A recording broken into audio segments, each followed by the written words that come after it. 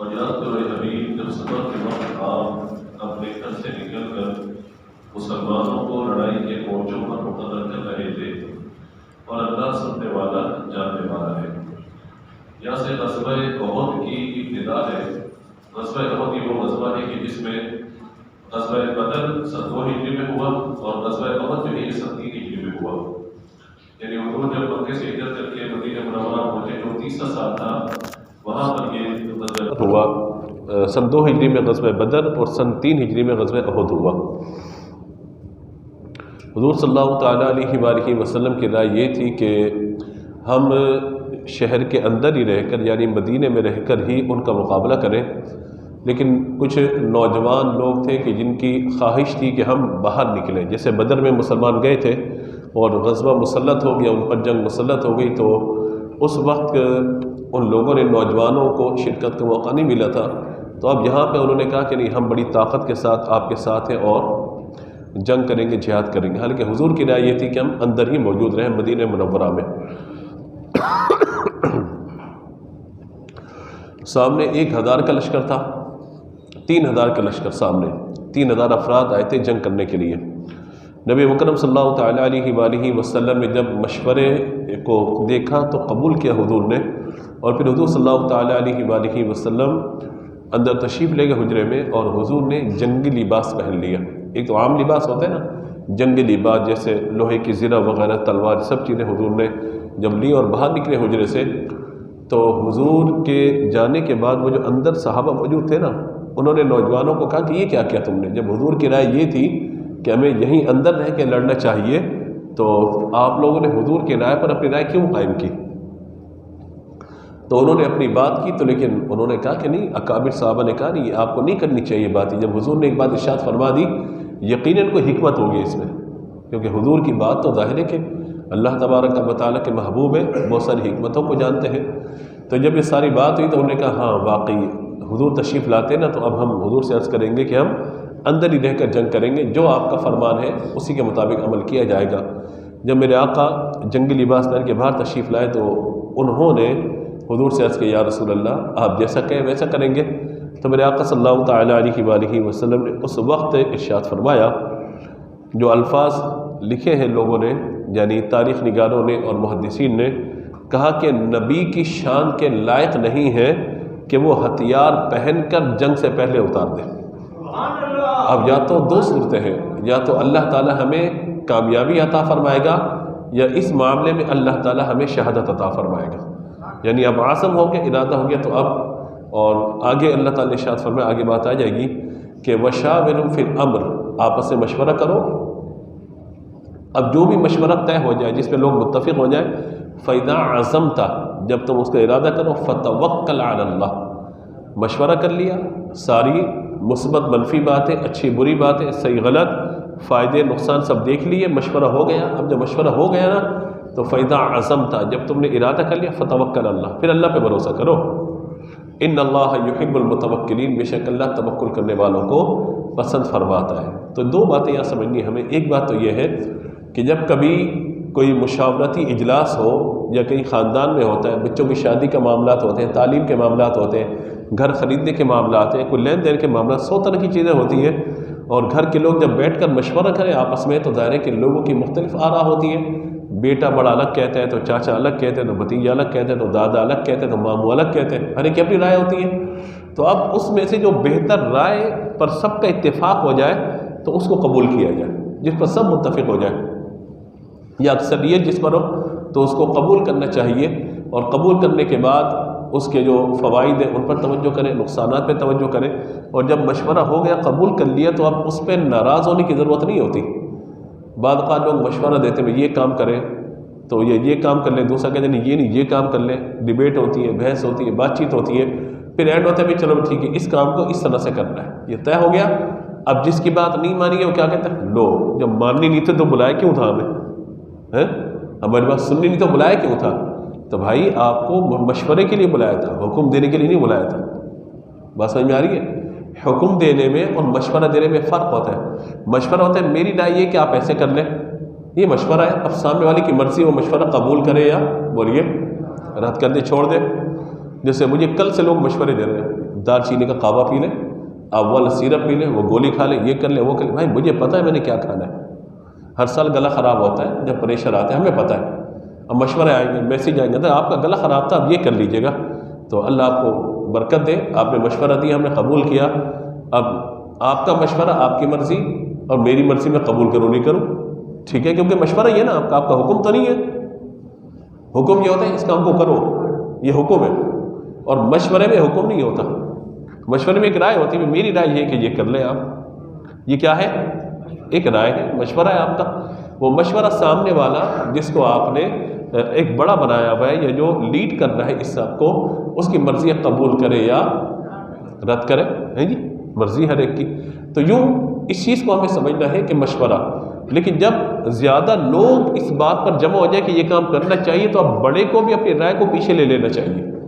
ایک بڑے کی بھی رائے ہے نا، وہ حکم تو نہیں دینا نا. اب جب بہت سارے لوگ یہ کر رہے ہیں یہ کام کو اس طریقے سے کیا جائے تو کیا کرنا چاہیے؟ پھر بڑے کو اپنی رائے پیچھے لے کے ٹھیک ہے بھائی آپ سب کا مشورہ ہے تو چلو اس کام کو کر لیتے ہیں.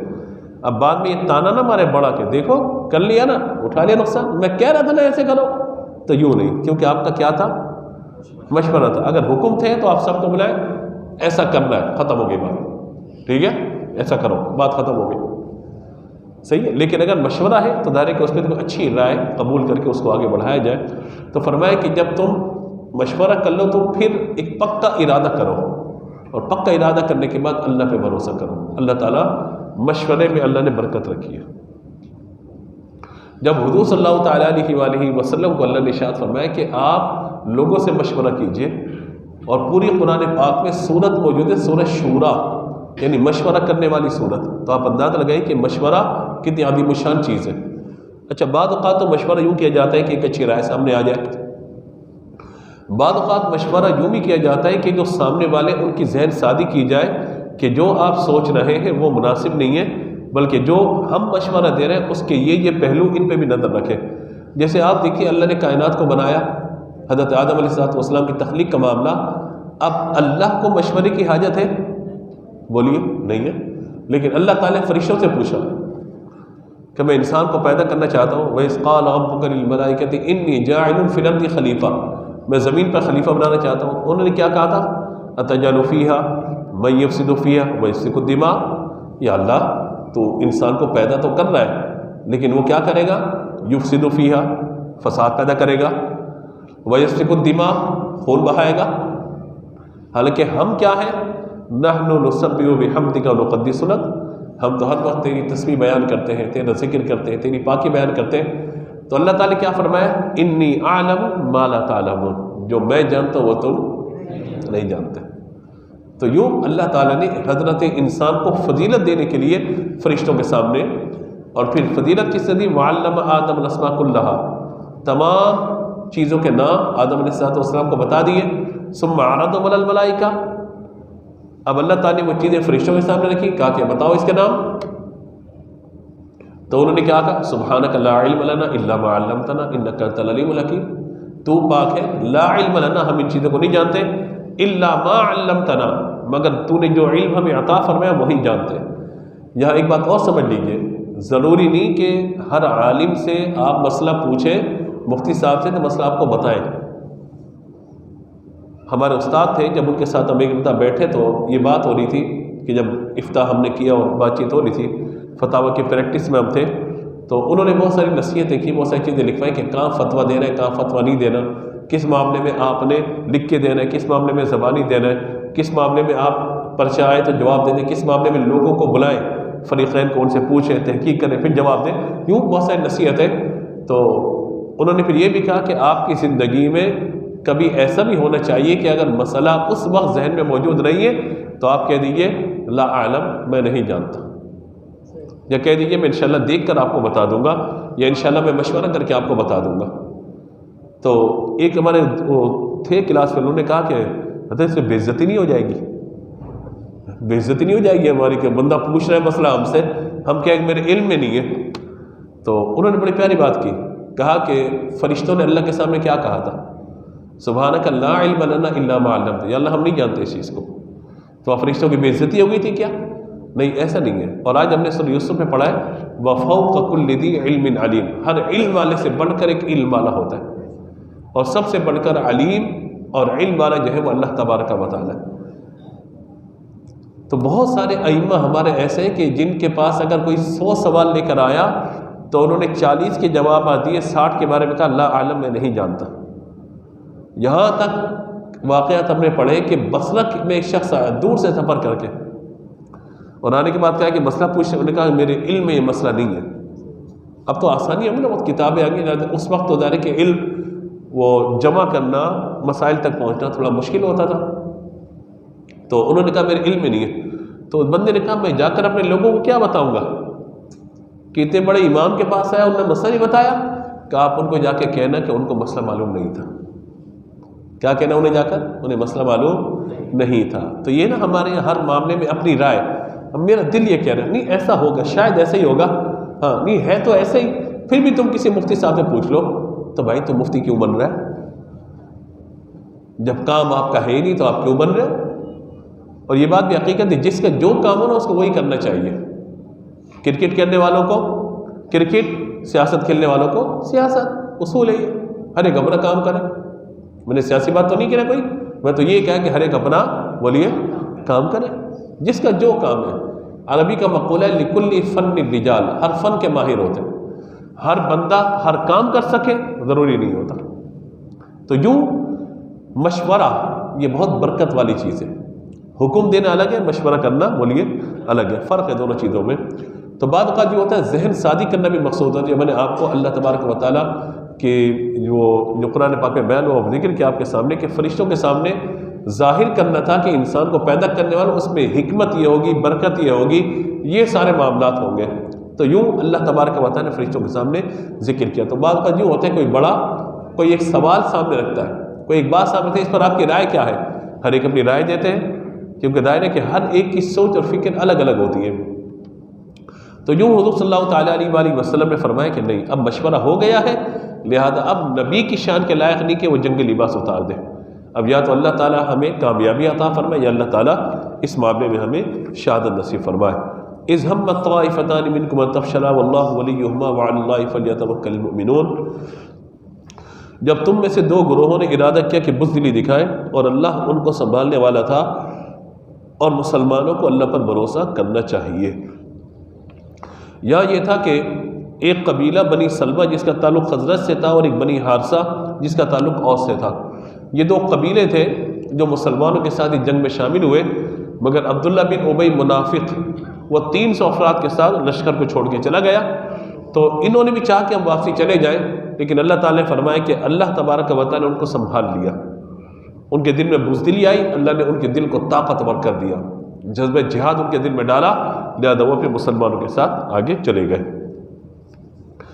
آگے اللہ تعالیٰ نے ارشاد فرمایا غزوہ بدر کے بارے میں، یہ غزوہ احد کے بارے میں 2 آیات تھیں، اب غزوہ بدر کے بارے میں۔ وَلَقَدْ نَصَرَكُمُ اللَّهُ بِبَدْرٍ وَأَنْتُمْ أَذِلَّةٌ فَاتَّقُوا اللَّهَ لَعَلَّكُمْ تَشْكُرُونَ۔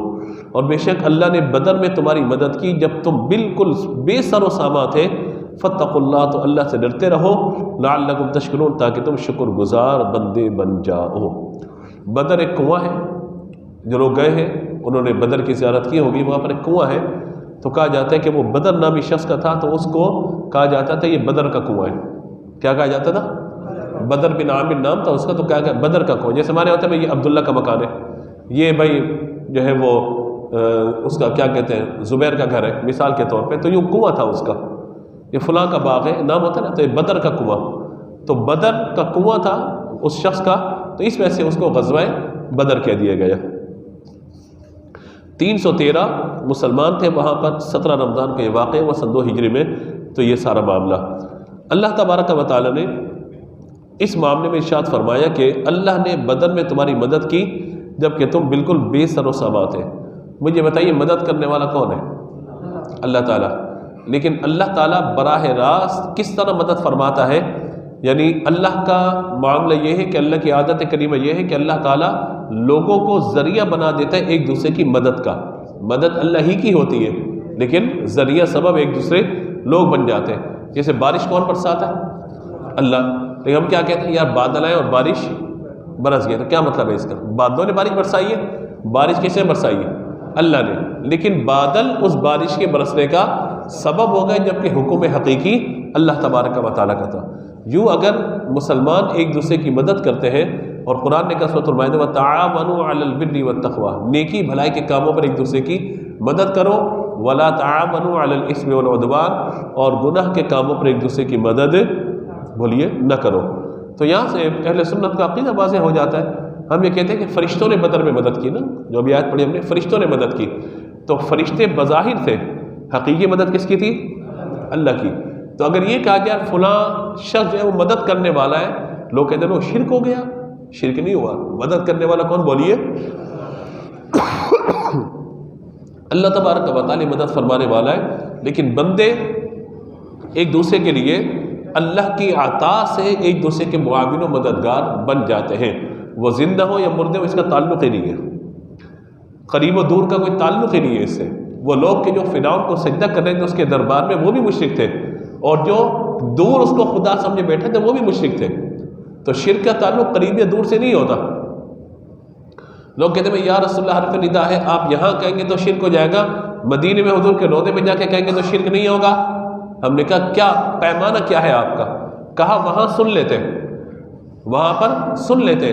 تو میں نے کہا قریب سے سن لیتے، دور سے نہیں سنتے، آپ یہ کہنا چاہ رہے ہیں؟ پھر دوسری بات ہے کہ ایک شخص نبی پاک علیہ الصلوۃ والسلام کی جالیوں کے بالکل قریب کھڑے ہو کے بات کر رہا ہے، الصلاۃ والسلام علیک یا رسول اللہ، اسألک شفاعت یا رسول اللہ، قریب وہ سن لے۔ تو جو 4 فٹ کے فاصلے میں پیچھے کھڑا ہوا ہے وہ بھی سلام کر رہا ہے، تو یہ بتا دیجئے کتنے قریب سے سن سکتے ہیں اور کتنی دور سے سن سکتے ہیں؟ یہ پیمانہ طے کر دیجئے آپ، یہ پیمانہ طے کر دیجئے، اتنے قریب ہوگا تو سن لیں گے اور اتنے دور ہوگا تو نہیں سنیں گے۔ تو یاد رکھیے قریب و دور کا کوئی تعلق اس سے نہیں ہے۔ اللہ کے محبوب کو اللہ نے یہ سعادت بخشی ہے کہ ہم یہاں سے پکاریں وہاں وہ سنیں، مصطفیٰ کی سماعت پہ لاکھوں سلام۔ اور اعلیٰ حضرت نے لکھا، یہ شعر اعلیٰ حضرت کا نہیں ہے، ہم یہاں سے پکاریں وہاں وہ سنیں، یہ شعر اعلیٰ حضرت کا ہے۔ اعلیٰ کا شعر یہ ہے، دور و نزدیک کے سننے والے وہ کان لعل کرامت پہ لاکھوں سلام۔ تو اللہ کے محبوب صلی اللہ تعالیٰ علیہ وآلہ وسلم کو اللہ نے یہ سعادت بخشی ہے کہ وہ، اور اس پر ایک دلیل آپ کو پیش کر دوں میں، نبی مکرم صلی اللہ تعالیٰ علیہ وآلہ وسلم نے فرمایا کہ یعنی حضور کی بارگاہ میں صحابہ نے عرض کیا یا رسول اللہ ہم آپ پہ درود بھیجتے ہیں تو آپ سماعت کر لیتے ہیں، ابھی ہم تو آپ کی بارگاہ میں حاضر ہوتے ہیں، جب حضور آپ دنیا سے تشریف لے جائیں گے تو ہمارا درود کس طرح آپ تک پہنچے گا؟ تو حضور نے بہت ساری باتیں ارشاد فرمائی۔ ایک تو یہ کہ فرمایا اہل محبت کا درود ہم اپنے کانوں سے سماعت کرتے ہیں، دوسرا فرمایا کہ جمعے کے دن جو پڑھے گا ہم اسے اپنے کانوں سے سنیں گے، تیسرا فرمایا جو حدیث بڑی پاورفل، فرمایا کہ اللہ تعالیٰ نے میری قبر پر ایک فرشتے کو مقرر فرمایا، اللہ نے میری قبر پر ایک فرشتے کو مقرر فرمائے گا اللہ تبارک و تعالیٰ، تم میں سے جو بھی کہیں بھی مجھ پر درود بھیجے گا وہ فرشتہ اس کے نام اور اس کے والد کے نام کے ساتھ مجھے بتائے گا کہ آپ کے فلاں امتی جس کا نام یہ ہے، اس کے والد کا نام یہ ہے، اس نے آپ پر درود بھیجا ہے۔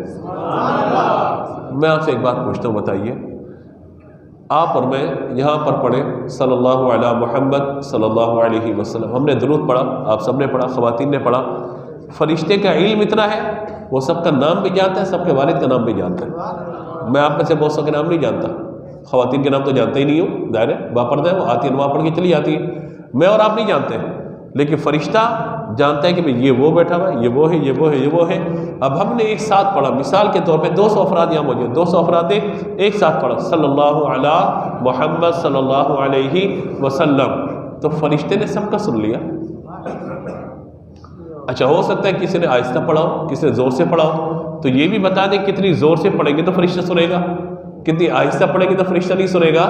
میں کہتا ہوں فرشتے کی یہ شان ہے کہ وہ قریب دور جہاں بھی جو پڑھ رہا ہے وہ سن لیتا ہے، اور صرف سماعت اتنی نہیں ہے بلکہ سبحان اللہ علم اتنا ہے، وہ نام بھی جانتا ہے، باپ کا نام بھی جانتا ہے۔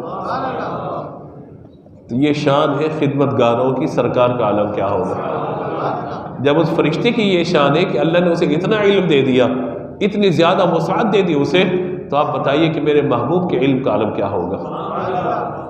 فریاد امتی جو کرے حال زار میں، ممکن نہیں کہ خیر بشر کو خبر نہ ہو، پکارنے والا ہو پکار پہنچ جاتی ہے۔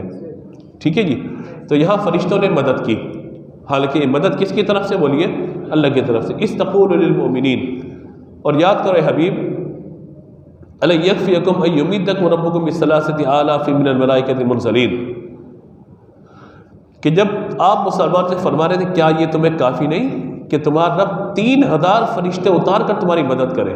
بلا، کیوں نہیں، ان تصبروا وتتقوا ویأتوکم من فورہم ھذا یمددکم ربکم بخمسۃ آلاف من الملائکۃ مسومین، ہاں کیوں نہیں، اگر تم صبر کرو اور تقوی اختیار کرو اور کافر اسی وقت تمہارے اوپر حملہ آور ہو جائے تو تمہارا رب 5000 نشان والے فرشتوں کے ساتھ تمہاری مدد فرمائے گا۔ 5000 فرشتے، پہلے 3000 کا ذکر ہو پھر 5000 فرشتے۔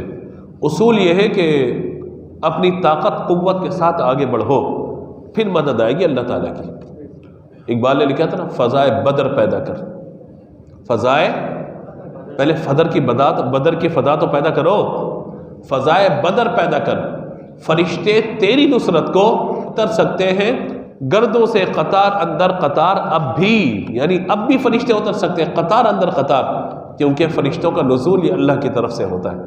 اور علماء نے یہ بھی فرمایا کہ بدر کے جو فرشتے تھے نا، اللہ نے ان پر خاص نشانات لگا دیے تھے، جیسے ٹیگ لگا ہوتا ہے نا، بھائی فلاں کمپنی کا یہ امپلائی ہے، یا ٹیگ نشان لگی ہوئی ہوتی ہے کہ بھئی یہ بیج لگے ہوئے ہوتے ہیں، جیسے وہ سمجھ لیجیے۔ تو اللہ تعالیٰ نے مصومین کے فرمایا، اللہ نے ان پر نشان لگا دیے، وہ بدر کے لیے خاص فرشتے بھیجے گئے تھے، ان کو تخلیقی بدر کے لیے کیا گیا تھا، ان 5000 فرشتوں کو۔ تو فرمائے کہ یہ دوسرے فرشتوں سے افضل ہے کہ اللہ نے ان پر خاص نشانات لگائے تھے اور محبوب کے صحابہ کی مدد کے لیے ان کو بھیجا تھا۔ یہ اللہ تبارک و تعالیٰ کا انعام تھا ان پر۔ یہ بھی یاد رکھیے گا کہ سرکار دو عالم صلی اللہ تعالیٰ علیہ وآلہ وسلم کی خدمت اور مجاہدین کی مدد یہ اعلیٰ عبادت ہے۔ یہ فرشتے حضور کی خدمت اور صحابہ کی مدد کے لیے آئے، دوسرے فرشتوں سے افضل قرار پائے، لہذا حضور کے صحابہ تمام مسلمانوں سے افضل ہیں۔ بلند آواز سے سبحان اللہ کہیے۔ آج یہ گڑبڑ چل رہی ہے لوگوں میں، اہل بیت افضل ہے، صحابہ افضل ہے۔ یاد رکھیے گا اہل بیت کا مقام اپنی جگہ پر، صحابہ کا مقام اپنی جگہ پر، لیکن یاد رکھیے گا کہ صحابہ کرام اہل بیت میں جو صحابہ ہیں وہ فضیلت کے اندر شامل ہیں، اہل بیت میں جو صحابہ ہیں وہ اس فضیلت میں شامل ہیں۔ تو فرمائے کہ تمام مسلمانوں سے صحابہ افضل، کیونکہ یہ وہ خوش نصیب ہیں کہ جنہیں حضور کی خدمت کی سعادت نصیب ہوئی ہے، اور یہ ایسے خوش نصیب ہیں کہ اللہ نے اصحاب بدر کے بارے میں فرما دیا۔ امام بخاری نے کتاب المغازی میں حدیث کو نقل فرمایا کہ بدری صحابہ کے لیے فرمایا اب تم چاہے جو بھی عمل کرو تم پر جنت واجب ہو چکی ہے۔ تو یہ صحابہ کرام علیہم رضوان کی شان۔ آج لوگ بڑی گڑبڑی کرتے ہیں اس میں، صحابہ اہل بیت کو گڈ مڈ کر دیتے ہیں، صحابی کی بات ہو چہرے پہ مسکراہٹ نہیں آتی، اہل بیت کی بات ہوا بھائی کیا بات ہے، یہ چل رہا ہوتا ہے نا جی۔ صحابہ بھی حضور کے، اہل بیت بھی حضور کے، لیکن عقیدے کے طور پہ ایک بات یاد ہے، عقیدے میں کنفیوز نہ ہوئیے کبھی بھی۔ وہ اہل بیت اطہار کی ہستیاں جن کو شرف صحابیت حاصل ہے، وہ بھی صحابہ کے مقام اور مرتبے اور فضیلت کے اعتبار سے شامل ہیں، یعنی ان کو دگنی خصوصیات حاصل ہیں، ایک اہل بیت ہونے کی، ایک صحابی ہونے کی۔ جیسے حضرت علی ہے، اہل بیت میں بھی ہے اور صحابی رسول بھی ہے۔ حضرت جعفر و عقیل حضرت علی کے جو بھائی ہیں، یہ بھی کیا ہیں، اہل بیت میں بھی اور صحابی بھی ہیں۔ حضرت عباس، حضرت حمزہ حضور کے دونوں چچا، یہ اہل بیت میں بھی ہے اور صحابی بھی ہیں۔ حضرت ابن عباس، نبی پاک علیہ الصلوۃ والسلام کے جو چچا داد بہن حضرت عباس کے صاحبزادے ہیں۔ اسی طریقے سے ازواج مطہرات رضی اللہ تعالی عنہن، یہ صحابیات بھی ہیں اور اہل بیت میں حضور کی ساری شہزادیاں، حضور کے سارے شہزادے، یعنی شہزادوں کا انتقال تو بچپن میں ہو گیا تھا، لیکن آپ یہ دیکھیے کہ جتنی شہزادی ہیں وہ تمام کی تمام صحابیات بھی ہیں اور اہل بیت میں بھی شامل ہیں، تو ان کو دگنی فضیلتیں حاصل ہوئی ہیں۔ لیکن اب آپ آگے آ جائیں، اچھا حضرات حسنین کریمین یہ بھی صحابہ میں ہیں، یہ صحابی ہیں اور بولیے اہل بیت، ان کی دگنی فضیلتیں ہیں۔ لیکن اس کے بعد اگر ہم آ جائیں، امام زین العابدین رضی اللہ تعالیٰ عنہ وہ صحابی رسول نہیں ہے، حضرت امام زین العابدین رضی اللہ تعالیٰ یہ صحابی رسول نہیں ہے۔ حضرت امام محمد باقر، امام محمد جعفر صادق رضی اللہ تعالیٰ عنہ، اسی طرح آپ چلتے رہیے، امام جواد، امام تقی، امام نقی سے لے کر امام حسن عسکری تک رضی اللہ تعالیٰ عنہ اجمعین، یہ سب صحابی نہیں ہیں، اہل بیت ہیں۔ جو فضیلت صحابہ کو حاصل ہے وہ اہل بیت میں غیر صحابی کو حاصل نہیں ہے، یاد رکھیے گا اس بات کو، عقیدوں میں کنفیوز نہ ہو کبھی بھی۔ بات سمجھ آ رہی ہے؟ آج لوگوں نے گڑبڑ کر دیا عقائد کو، لوگ کہتے ہیں بھائی حضرت فاطمہ رضی اللہ تعالیٰ کا نام لو تو علیہ السلام کا ہے، حضرت امام حسین کا نام لے تو علیہ السلام کا ہے، باقی صحابہ کے نام سے رضی اللہ تعالیٰ عنہ کا ہے. ہم کہتے ہیں کیوں، وجہ کیا ہے اس کی؟ کہتے ہیں یہ اللہ نے ان پر سلامتی نازل کی ہے تو لہذا ان پر علیہ السلام. تو میں نے کہا کہ ایک ٹائٹل جو اللہ نے دیا صحابہ کو وہ دیا ہے رضی اللہ عنہ ورضوا عنہ. یہ اللہ نے ٹائٹل دیا ہے، اللہ ان سے راضی ہے، وہ اپنے رب سے راضی ہے. جملہ خبریہ ہے یہ دعا، یہ جملہ خبریہ ہے یہ کہ صحابہ کی شان یہ ہے اللہ رضی اللہ عنہم ورضوا. صحابہ کے لیے ہم کیا کہتے ہیں؟ حضرت عمر فاروق رضی اللہ تعالی عنہ، یعنی اللہ ان سے راضی ہو گئے، اور ورضوا عنہ، یہ اللہ سے راضی ہو گئے. یہ ٹائٹل ہے جو اللہ نے صحابہ کو دیا ہے. آپ کہتے ہیں سلام بھائی، بس سلام بھیجنا کوئی غلط تھوڑی ہے. تو میں کہتا ہوں آپ اس امت میں جو سب سے افضل ترین ہستی ہے وہ کون ہے؟ حضرت صدیق اکبر رضی اللہ تعالیٰ عنہ. ان کے نام کے ساتھ آپ کہتے ہیں صدیق اکبر علیہ السلام. کیوں؟ یہاں جان نکل رہی ہے بولتے ہوئے. حضرت عمر فاروق علیہ السلام کہیے نا، کیوں نہیں کہتے؟ حضرت عثمان غنی علیہ السلام آپ کہیے. حضرت امیر حمزہ تو اہل بیت میں ہے نا، ان کو علیہ السلام کہیے. آپ کیوں نہیں کہتے؟ آپ میرے سوال سمجھ میں آ رہے ہیں آپ کے؟ اگر سلام بھیجنے میں ہم مسلمانوں کو سلام کرتے ہیں، یہ جو دو نمبریاں چل رہی ہے نا آج ہمارے یہاں، لوگ بعد بعد یہ کہتے ہیں بھائی سلام نے اہل بیت کا سلام بھیجنا، آپ کو کیوں برا لگ رہا ہے؟ ہم نے کہا ہمیں برا نہیں لگ رہا، یہ آپ رافضیت والی سوچ پیدا کریں لوگوں کے اندر کہ صحابہ کے لیے رضی اللہ تعالیٰ عنہ اور اہل بیت کے لیے علیہ السلام، یہ تخصیص اہل سنت میں کبھی باقی نہیں رہی ہے. بات سمجھ میں آ رہی ہے؟ علیہ السلام کا ٹائٹل آپ دے رہے ہیں لوگوں کو، اور رضی اللہ عنہ کا ٹائٹل اللہ نے صحابہ کرام کو عطا فرمایا. تو مجھے بتائیے، ایک میری آپ کی رائے ہو، ایک اللہ کا فرمان ہو، کس کو بلندی ہوگی؟ بولیے. پھر کہتے ہیں کہ علیہ السلام کہنے میں کوئی حرج تو نہیں ہے نا. تو میں نے کہا امت میں جو سب سے افضل ہے حضرت صدیق اکبر رضی اللہ تعالیٰ عنہ، انہیں بھی علیہ السلام کہیے. پھر آپ حضور کی ساری ازواج کے لیے، صرف حضرت سیدتنا خدیجہ کبریٰ رضی اللہ تعالیٰ عنہا نہیں، جن کا ذکر انشاءاللہ کل کریں گے ہم، کیونکہ 10 رمضان ان کا یوم وصال ہے، حضرت سیدہ خدیجہ کبریٰ رضی اللہ تعالیٰ عنہ کا. تو ان کو علیہ السلام، اور حضرت عائشہ رضی اللہ تعالیٰ عنہ، یہاں علیہ السلام کہتے ہوئے کیوں جان جا رہی ہے؟ حضرت حفصہ علیہ السلام کہتے ہوئے یہاں کیوں جان جا رہی ہے؟ یعنی جس طرح حضور کے ازواج میں حضرت خدیجہ ہے، زوجہ ہونے میں، ازواج ہونے میں تمام ازواج برابر ہیں. یہ الگ بات ہے، سب کی شان اور مرتبے الگ الگ ہیں. جس طرح نفس ایمان میں اور آپ سب برابر ہیں، آپ بھی مسلمان میں بھی مسلمان، آپ بھی مومن میں بھی مومن، آپ بھی کلمہ گو میں بھی کلمہ گو، لیکن کوئی عبادت میں افضل ہو گیا، کوئی علم میں افضل ہو گیا، کوئی تلاوت قرآن میں افضل ہو گیا. تو ہر ایک کی فضیلت نیکیاں الگ الگ ہیں. تو نفس زوجیت میں تمام ازواج برابر ہیں. ایک زوجہ کے لیے علیہ السلام، باقیوں کے لیے رضی اللہ تعالیٰ عنہ کہتے ہوئے بھی موت پڑ لی ہے آپ کو. اس کا مطلب ہے آپ اہل سنت سے نکل کے رافضیت اور تفضیلیت کے اندر داخل ہو چکے ہیں. یہ بات جو میں کہہ رہا ہوں، اس بات کو سمجھ لیجیے اور جان لیجیے. آج آپ یوں کہیے رضی اللہ تعالیٰ عنہا و علیہ السلام، کوئی مسئلہ نہیں ہے. پھر اہل بیت کے ساتھ صحابہ کے لیے بھی کہیے. پھر آپ کو کیا پریشانی ہے پھر اس میں؟ بھئی حضور کی اہل بیت پر سلام کیا جا سکتا ہے تو حضور کے صحابہ پہ سلام نہیں کیا جا سکتا؟ بولیے ذرا، بتائیے مجھے، میں غلط بات کر رہا ہوں؟ تو یہ وہ فکر ہے، یہ وہ سوچ ہے جو ہمارے اندر آنی چاہیے. اور پھر آج عجیب و غریب قسم کی منقبتیں پڑھی جا رہی ہیں، عجیب و غریب قسم کی. ربا میرا بھی گھر ہوئے اتے علماں دی شاہ ہوئے. علم کا لفظ اہل سنت میں رائج نہیں ہے. اہل سنت میں رائج نہیں یہ لفظ. میں بولتا نہیں ہوں اس موضوع پر، لیکن بات آگے تو میں شروع ہو گیا. اپنے عقائد میں کنفیوز نہ ہو، عقائد بہت کلیئر رکھیں اپنے.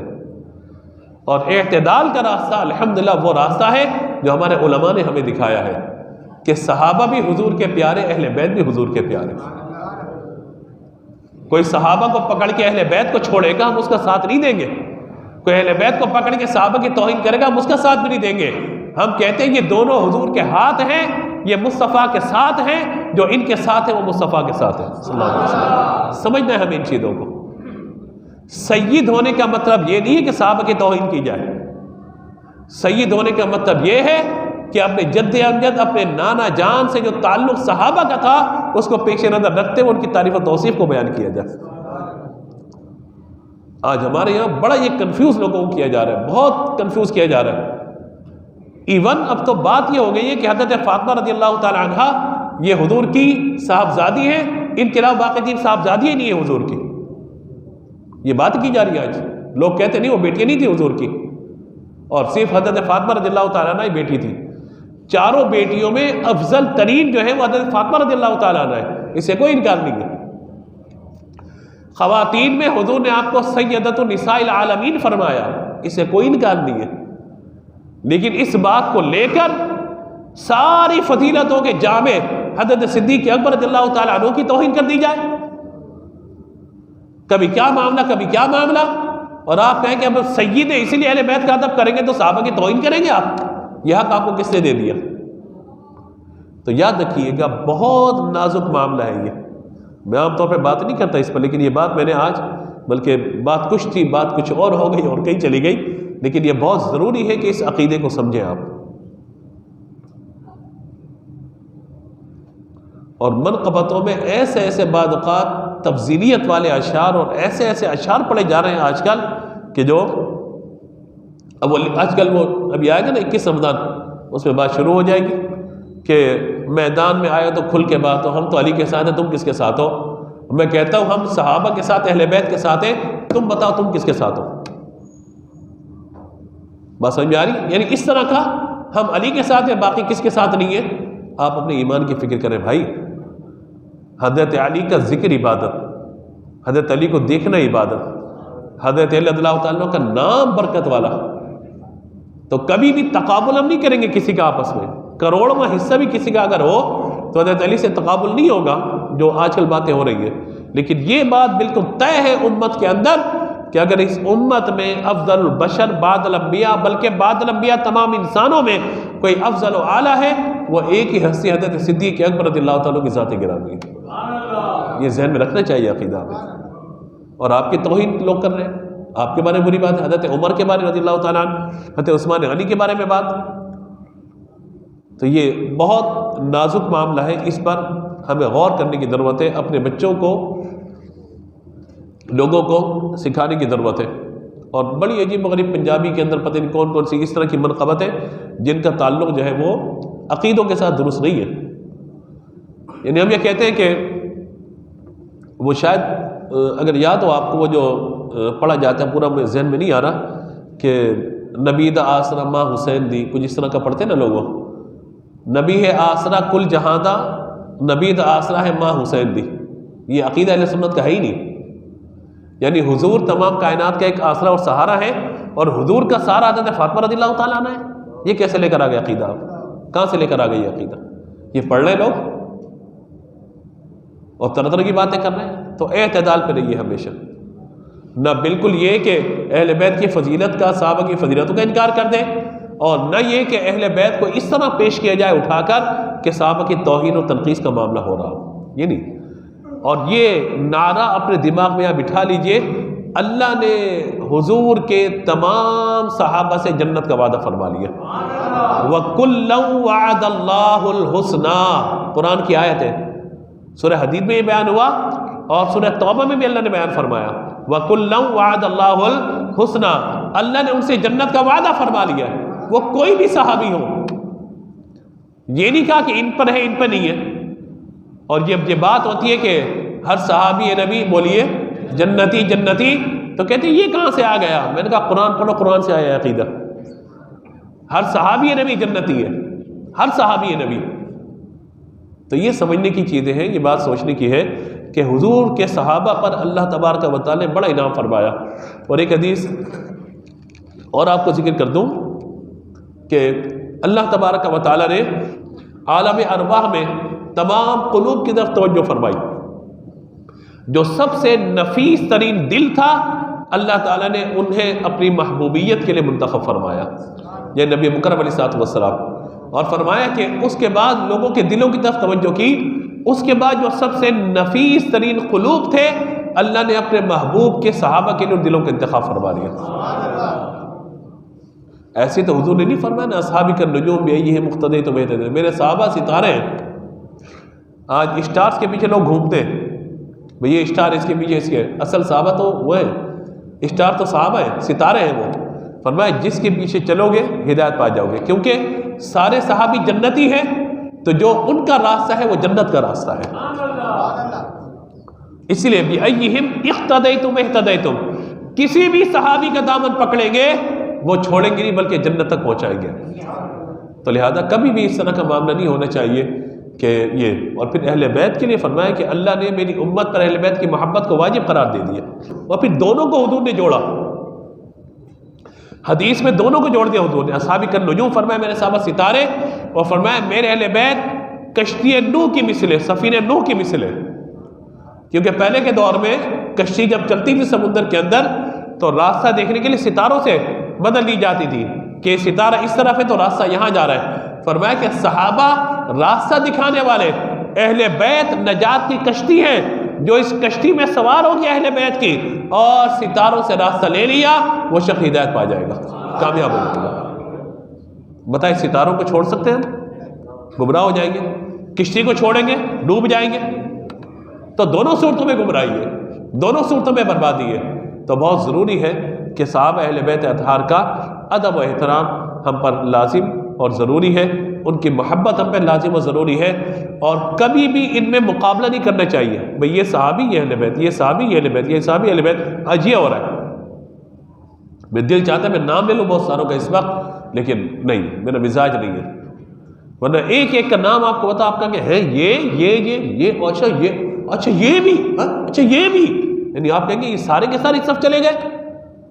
آج حضرت امیر معاویہ رضی اللہ تعالیٰ کو لوگ گالیاں بکتے ہیں باقاعدہ، العیاذ باللہ تعالیٰ. حضرت امیر معاویہ رضی اللہ تعالیٰ کے ایمان پر بات کرتے ہیں. حضرت امیر معاویہ رضی اللہ تعالیٰ عنہ کو پتہ نہیں کیا کیا کہہ رہے ہوتے ہیں، اور مریدین کہہ رہے ہیں واہ جی واہ کیا بات کی شاہ جی آپ نے، واہ جی واہ کیا بات کی. لعنت بھیجو ایسے پیر پر. حضور کے صحابی کو گالی بک رہے، برا کہہ رہے ہیں، اور تم واہ واہ کر رہے ہو. صحابی کو برا کہنے والا وہ بھی جہنمی ہے، اس کی ہاں میں ہاں ملانے والے بھی جہنمی ہے. عجیب اور ایک قسم کا کلچر ہمارے یہاں آ گیا. آج ہم نے بھی آج یہ دن دیکھنے تھے اہل سنت کے اندر. اسی لیے الحمدللہ جب ہم کہیں اسٹیج پر بیٹھتے ہیں تو کسی کی مجال نہیں ہوتی الٹی سیدھی مطلب چیز ہمارے سامنے کرے. وجہ کیا ہے کہ اسٹیج پر ہم موجود ہیں، ہماری یہ ذمہ داری ہے ہم لوگوں کو درست عقیدے بتائیں، عقائد کی انہیں تعلیم دیں کہ درست عقیدہ یہ ہے وہ ہے. اور ایک اور میں برکت آپ کو بتاؤں، تراویح پڑھاتے میرا گلا کیسا تھا، پڑھا جا رہا تھا مجھ سے، لیکن صحابہ اہل بیت کا ذکر آیا، قرآن کی تفسیر کی بات ہوئی، گلا کھل گیا. تو یہ فیض ہے بھائی بزرگوں کا، ہمارا کچھ بھی نہیں ہے. میں آج سوچ رہا تھا کہ ایک پاؤ یا آدھا پارا پڑھا دوں، بس سوچ رہا تھا کہ کم پڑھا دوں، آج گلا ساتھ ہی دے، لیکن الحمدللہ سوا پارا ہم نے پورا کر لیا. آج 1.5 پارا پڑھنا تھا لیکن آج سے ہم سوا پارے پہ چلے گئے نا، تو بس یہ ہو گیا. پھر میں 10 دینے کا سوچتا تھا کہ ابو طلحہ کو کہوں کہ 2-3 نعتیں سنا دو، بس آج ہمیں گلا ساتھ ہی دے رہا. لیکن ہمت کر کے بیٹھا، میں نے کہا لوگ سننے کے لیے آتے، چلو ذکر کرتے تھوڑا سا. اب الحمدللہ ہمارا تقریباً 1 رکوع مکمل ہوا ابھی نا، لیکن اس میں بہت ساری وہ باتیں آ گئی جو ہمارے موضوع میں شامل نہیں تھی، لیکن ہو گیا سارا سلسلہ. اور گلا بھی ایسا ہے کہ وہ ہم سے اب گلا بھی نہیں کر رہا. یہ الگ بات ہے، گھر جاؤں گا تو پتہ لگے گا کہ وہ اب کتنا جو ہے گلا کرے گا ہم سے.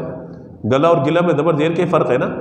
تو دعا کیا کریں اللہ تعالیٰ ہم سب کو عقائد کے معاملے میں کنفیوز ہونے سے محفوظ رکھیں، اور اپنے بچوں کو بھی عقائد سکھائیں، معاملات سکھائیں، سب چیزیں بتائیں کہ نہ جی جو درست عقیدہ ہے، درست راستہ ہے، وہ وہی راستہ ہے جو حضور نے ہمیں بتایا، حضور کے صحابہ، حضور کے اہل بیت کا راستہ، یہ راستہ ہے. اس سے دائیں بائیں اگر ہوں گے نا، سوائے گمراہی کے، سوائے ناکامی کے، سوائے ندامت کے کچھ بھی نہیں ملے گا. اللہ تعالیٰ مجھے اور آپ کو عمل کی توفیق عطا فرمائے. گفتگو میں کوئی غلطی ہے، سبقت لسانی ہوئی، اللہ کے بارے میں معافی کا طلبگار. آمین. وآخر دعوانا الحمدللہ.